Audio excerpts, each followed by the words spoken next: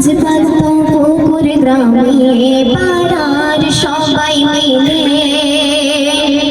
আজ পারতো পুকুর গ্রামে পাড়ার সবাই মিলে, গ্রামবাসীর অনুদানে আজ পারতো পুকুর গ্রামে পাড়ার সবাই মিলে, গ্রামবাসীর অনুদানে আশা জামে মসজিদ কে কি সুন্দর মেহফিলকে সাজিয়েছে, প্রশংসা তাই সবার মুখে মুখে, কি সুন্দর